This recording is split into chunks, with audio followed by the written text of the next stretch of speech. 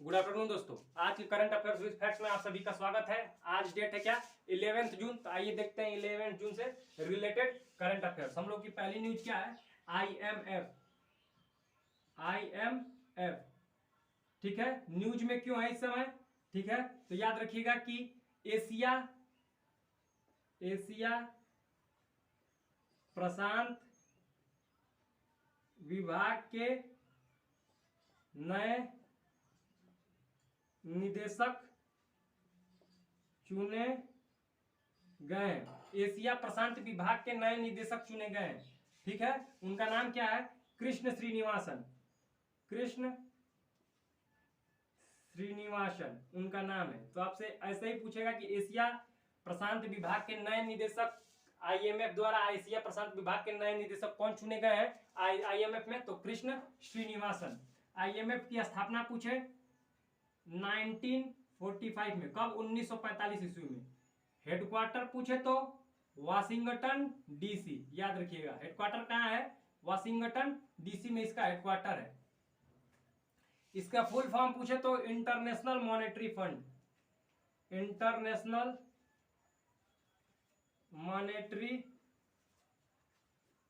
ठीक है। इसकी फुल फॉर्म क्या है IMF की, इंटरनेशनल मॉनेटरी फंड।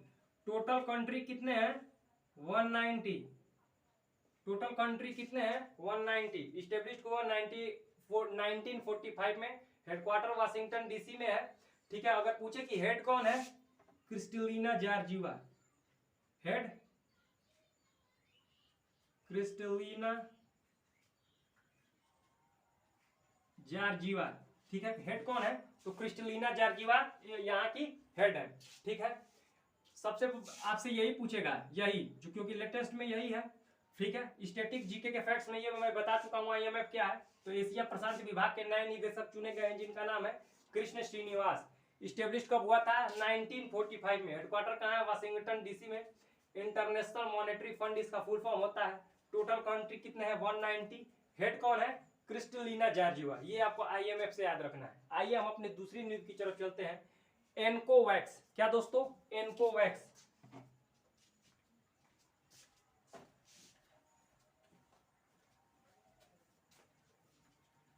ठीक है, दूसरा न्यूज जो होता है इंपॉर्टेंट है क्या, एनकोवैक्स।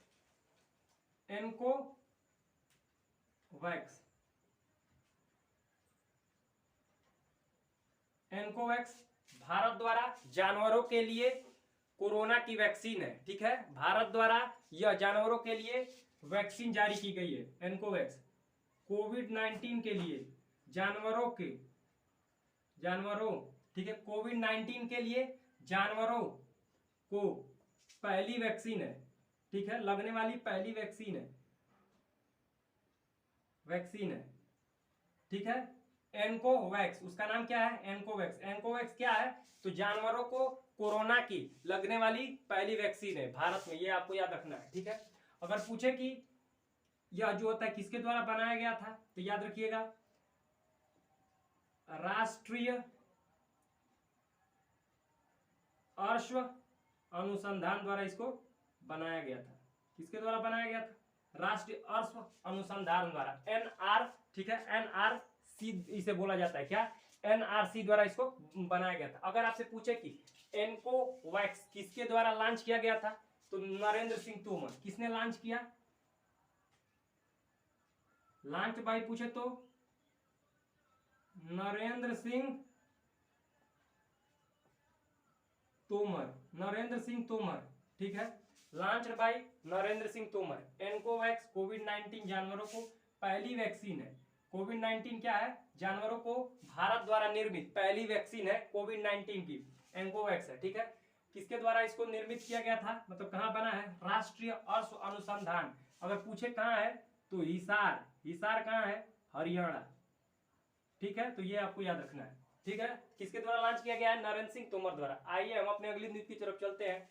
ILO, देखते हैं कि ILO International Labour Organization news में क्यों है।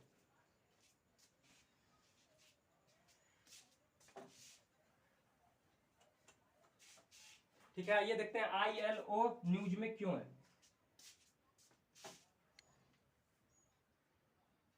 ILO क्या है फुल फॉर्म इसकी? International Labour Organization. International Labour Organization, इसकी फुल फॉर्म क्या है? International Labour Organization. इस्टेब्लिश्ड कब हुआ था? 1919 में। न्यूज में क्यों है? क्योंकि 2022 की इसकी बैठक कहाँ होने वाली है? जनेवा। कहाँ? जनेवा स्विट्जरलैंड में। कहाँ होने वाली है? जनेवा स्विट्जरलैंड में होने वाली है। तो International Labour Organization INTERNATIONL Labour Organization established 1919 में इसकी स्थापना हुई थी। ठीक है। 2022 में न्यूज में क्यों है? क्योंकि इसका जो बैठक होने वाला है वो जनेवा में होने वाला है। अगर इसकी हेडक्वार्टर पूछे, हेडक्वार्टर कहाँ है, तो यह अभी जनेवा में ही है। ठीक है, ये आपको याद रखना है। इंटरनेशनल लेबर ऑर्गेनाइजेशन से किसके अंतर्गत कार्य करती है? यह पेरेंट्स कंपनी अगर पूछे तो UN, ठीक है, यूनाइटेड नेशन के अंतर्गत यह कार्य करती है। ILO किसके अंतर्गत कार्य करती है? यूनाइटेड नेशन के अंतर्गत कार्य करने वाली संस्था है। ठीक है, ये आपको ILO से ध्यान रखना है, इससे ज्यादा कुछ भी नहीं पूछेगा। ठीक है, आइए हम अपने अगली न्यूज की तरफ चलते हैं कि सूफी महोत्सव कहाँ सेलिब्रेट हुआ है। क्या सूफी महोत्सव कहाँ सेलिब्रेट हुआ है?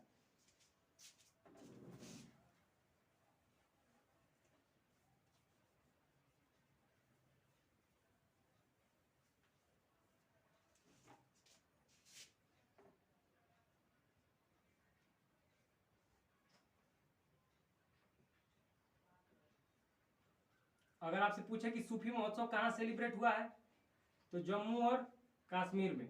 ये आपको याद रखना है। सूफी महोत्सव कहाँ से सेलिब्रेट हुआ है? तो जम्मू और कश्मीर में। जम्मू और कश्मीर में याद रखिएगा दोस्तों कि मार्तंड सूर्य मंदिर है। ये आपको याद रखना है। मार्तंड सूर्य मंदिर है, ये आपको याद रखना है। मार्तंड सूर्य मंदिर कहाँ है? जम्मू और कश्मीर में। ठीक है, आपको ये ध्यान रखना है कि जम्मू और कश्मीर में ही मार्तंड सूर्य मंदिर है। एक है हम लोगों का उड़ीसा में। ठीक है, उड़ीसा में कोणार्क का सूर्य मंदिर है ना। उड़ीसा में कौन सा है? कोणार्क का सूर्य मंदिर। कहाँ है कोणार्क का सूर्य मंदिर? उड़ीसा में। ये आपको ध्यान रखना है। इसे ब्लैक पैगोडा भी कहा जाता है। ठीक है, ब्लैक पैगोडा, ब्लैक पैगोडा भी कहा जाता है। ये आपको याद रखना है। उड़ीसा में, ये भी आपको याद रखना है। कहाँ है? उड़ीसा में है। उड़ीसा में अभी अभी आसानी चक्रवात आया था। आसानी चक्रवात कहाँ आया था? उड़ीसा में अभी अभी आसानी चक्रवात आया था। नाम किसने दिया? आसानी नाम किसने दिया? श्रीलंका। श्रीलंका ने आसानी नाम दिया। ये आपको याद रखना है कि आसानी नाम किसने दिया? श्रीलंका ने दिया। अगर आपसे पूछे कि आसानी का अर्थ क्या होता है, आसानी मतलब क्या होता है, अर्थ क्या होता है? क्रोध। ये आपको याद रखना है। आसानी अर्थ मतलब क्रोध होता है। तो सूफी महोत्सव जम्मू कश्मीर में मनाया गया है। जम्मू कश्मीर में मार्तंड सूर्य मंदिर भी है। कोणार्क का सूर्य मंदिर उड़ीसा में, जिसे ब्लैक पैगोडा भी कहा जाता है। ब्लैक पैगोडा भी कहा जाता है। ये आपको याद रखना है, ब्लैक पैगोडा भी कहा जाता है। उड़ीसा में आसानी चक्रवात आया था। नेम क्या किसने दिया था? श्रीलंका ने। आसानी मतलब क्रोध होता है। अगर पूछे कि आसानी चक्रवात कहाँ आया था, तो बे ऑफ बंगाल में। कहा? बे ऑफ बंगाल में, बंगाल की खाड़ी में आया था। आइए अगले न्यूज की तरफ चलते हैं। क्या थाईलैंड न्यूज में क्यों है? हम अपने अगली न्यूज की तरफ चलते हैं। क्या कि थाईलैंड न्यूज में क्यों है? आइए देखते हैं दोस्तों कि थाईलैंड न्यूज में क्यों है।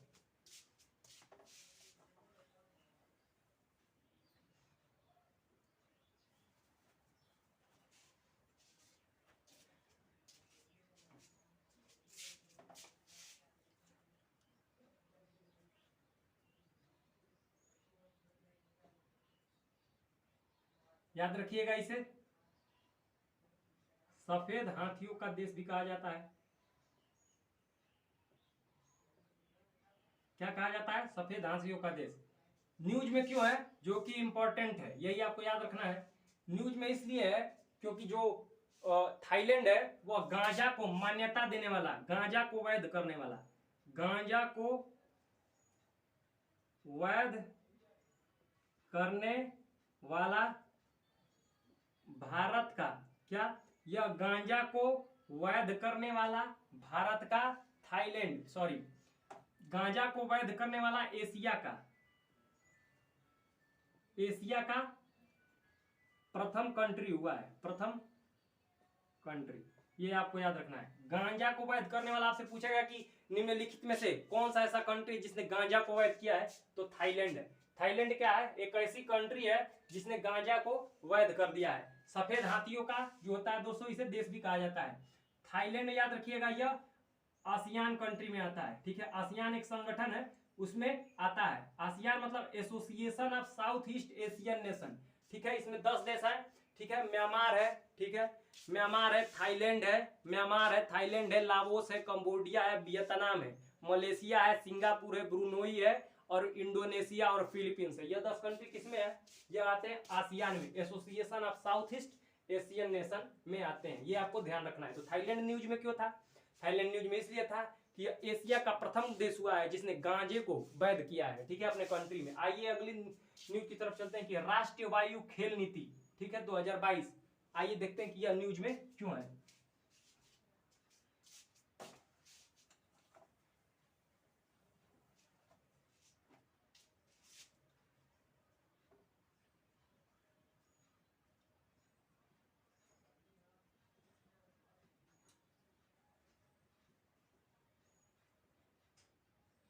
ठीक है, राष्ट्रीय वायु खेल नीति सबसे पूछेगा कि किसके द्वारा लॉन्च की गई, तो नागरिक उड्डयन मंत्रालय द्वारा। किसके द्वारा लॉन्च की गई,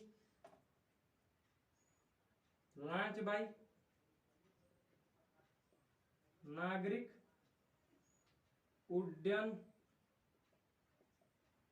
मंत्रालय द्वारा। किसके द्वारा लॉन्च करी गई है, यह नागरिक उड्डयन मंत्रालय द्वारा लॉन्च करी गई है। ये आपको याद रखना है।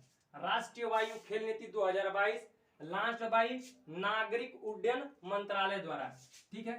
टारगेट क्या है, टारगेट है कि 2030 तक, ये आपसे टारगेट पूछ सकता है कि राष्ट्रीय वायु खेल नीति 2022 का टारगेट क्या है, तो यह टारगेट की 2030 तक, कब तक, 2030 तक भारत को वायु जो वायु में खेल होते हैं उसमें जो होता है शीर्ष देशों में पहुंचाना है 2030 तक। कब तक, 2030 तक। 2030 तक भारत को राष्ट्रीय वायु खेलों में, ठीक है, शीर्ष देशों में, शीर्ष कंट्री में पहुंचाना है। इसका यह उद्देश्य है। नागरिक और उड्डयन मंत्रालय द्वारा इसको लॉन्च किया गया है, ये आपको याद रखना है। आइए देखते हैं कि ड्रोन पॉलिसी अर्थात ड्रोन नीति कहां लॉन्च करी गई है, ऑफिशियली रूप से, औपचारिक रूप से कहां लॉन्च करी गई है। आइए देखते हैं।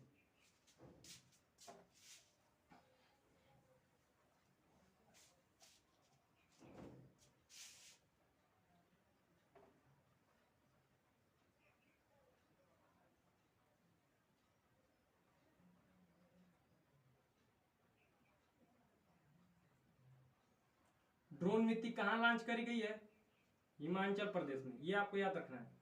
ड्रोन नीति सबसे पहले पूछेगा कि कौन सा ऐसा, ठीक है, तो कौन सा ऐसा स्टेट है जिसने, ठीक है, जिसने क्या करा है कि ड्रोन नीति को लॉन्च किया है, ड्रोन नीति को लॉन्च किया है। तो ये आपको याद रखना है किसने लॉन्च किया है दोस्तों, तो ये आपको याद रखना है कि हिमाचल प्रदेश द्वारा इसको लॉन्च किया गया है, ठीक है। आपसे अगर आपसे हिमाचल प्रदेश की कैपिटल पूछे, हिमाचल प्रदेश की कैपिटल पूछे, शिमला, धर्मशाला यहीं पर है, धर्मशाला यहीं पर है। शिमला में आलू अनुसंधान केंद्र है, आलू अनुसंधान केंद्र, ये भी आपको याद रखना है। धर्मशाला यहीं पर है, यहीं के दलाई लामा रहते हैं, तिब्बतियों के धर्म गुरु दलाई लामा कहाँ रहते हैं, यहीं पे रहते हैं, कहाँ, हिमाचल प्रदेश में। ये आपको ध्यान रखना है। तो ड्रोन पॉलिसी 2022 भारत में लॉन्च करने वाला प्रथम स्टेट हुआ है क्या, हिमाचल प्रदेश, ये आपको ध्यान में रखना है। आइए देखते हैं सीडीएस, ठीक है, चीफ डिफेंस क्या है, स्टाफ।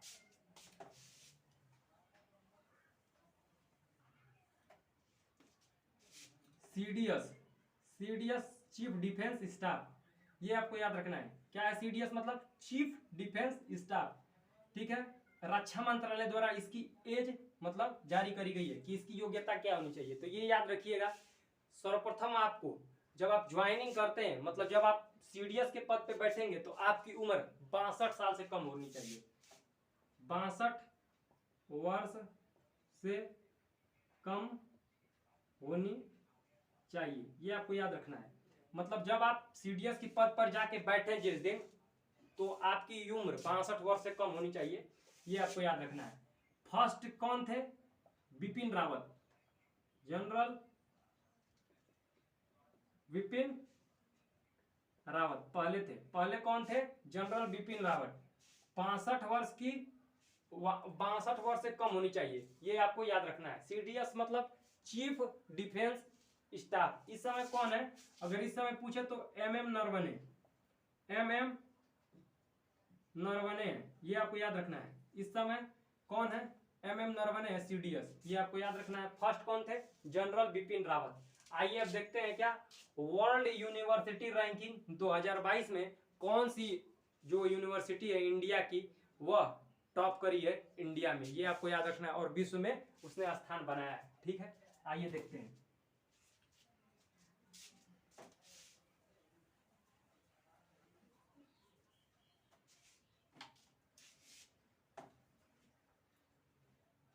वर्ल्ड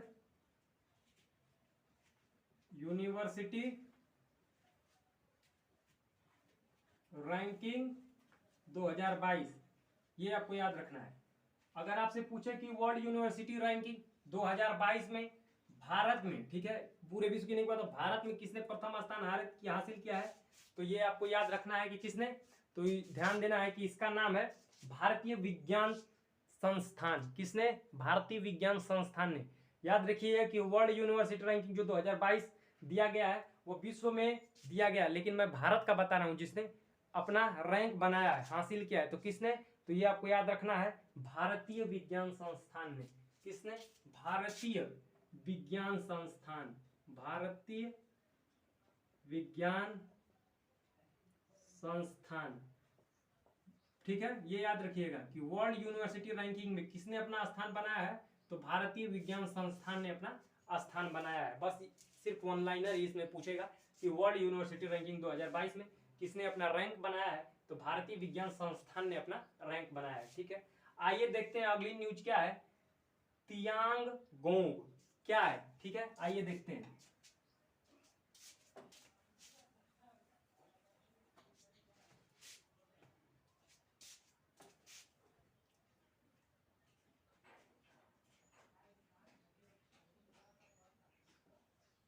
ये आपको याद रखना है, तियांगोंग, ये क्वेश्चन 100% बनेगा दोस्तों, ये आपको याद रखना है। क्या है यह? चाइना का स्पेस स्टेशन है, स्पेस स्टेशन है, ये आपको याद रखना है। क्या है? तियांगोंग चाइना का स्पेस स्टेशन है। अब तक जो स्पेस स्टेशन था वह रसिया, जापान, नासा इत्यादि कंट्रियों से मिलकर बना था, परंतु याद रखिएगा आपसे क्वेश्चन ये पूछेगा कि विश्व का कौन सा ऐसा देश है जिसने खुद का स्पेस स्टेशन लॉन्च करा है, तो चाइना। ठीक है, किस जहाज से पूछेगा, तो सेन झाऊ 14, किस जहाज से? सेन झाऊ 14 से। ठीक है, तियांगोंग चाइना का स्पेस स्टेशन है। ठीक है, ये आपको याद रखना है। और सेन झाऊ 14 एक अंतरिक्ष विमान है, यान है, जिसके द्वारा इसको लॉन्च किया गया है। अगर आपसे पूछे कि कितने आदमी सर्वप्रथम गए हैं, तो तीन चीनी यात्री गए हैं सर्वप्रथम। कितने? 3 चीनी यात्री गए हैं। तो तियांगोंग क्या है? चाइना का स्पेस स्टेशन है, ये आपको याद रखना है। तियांगोंग क्या है? चाइना का स्पेस स्टेशन है। सेन झाऊ 14 एक अंतरिक्ष यान है, इसी के द्वारा इसको भेजा गया है। 3 चीनी यात्री को सर्वप्रथम भेजा गया, ये आपको याद रखना है। तो तियांगोंग स्पेस स्टेशन है। तो दुनिया में, विश्व में पहला ऐसा कौन सा देश है जिसने अपना खुद का स्पेस स्टेशन लॉन्च करा है, तो वह कौन हो जाएगा? चाइना। किस विमान से? सेन झाऊ 14 से। कितने यात्रियों को भेजा है? तो 3 यात्रियों को भेजा है। आइए हम अपने अगले और लास्ट न्यूज की तरफ चलते हैं कि सॉल्व फॉर टुमारो किसके द्वारा लॉन्च करा गया। क्या? Solve for tomorrow.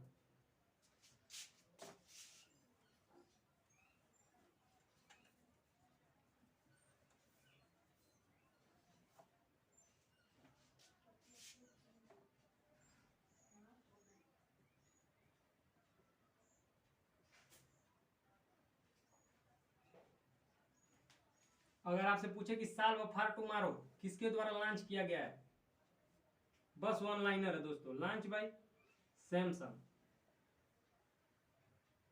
बस आपको यही देखना है, किसके द्वारा लॉन्च किया गया है, लॉन्च बाय सैमसंग द्वारा। बस solve for tomorrow launch by Samsung द्वारा, ठीक है, यही आपको याद रखना है, किसके द्वारा लॉन्च किया गया है, सैमसंग द्वारा इसको लॉन्च किया गया है। ठीक है, solve for tomorrow one liner question है, बस आपसे पूछे किसके द्वारा लॉन्च किया गया है, तो सैमसंग द्वारा लॉन्च किया गया है। ठीक है दोस्तों, तो ये हमारी रही 11th जून की करंट अफेयर्स की इंपॉर्टेंट न्यूज, जो आपकी एग्जाम के पर्सपेक्टिव से जो होता है दोस्तों अत्यंत ही महत्वपूर्ण थे। अगर आपको क्लास अच्छी लगी हो तो लाइक, सब्सक्राइब और शेयर करना ना भूलें। धन्यवाद दोस्तों।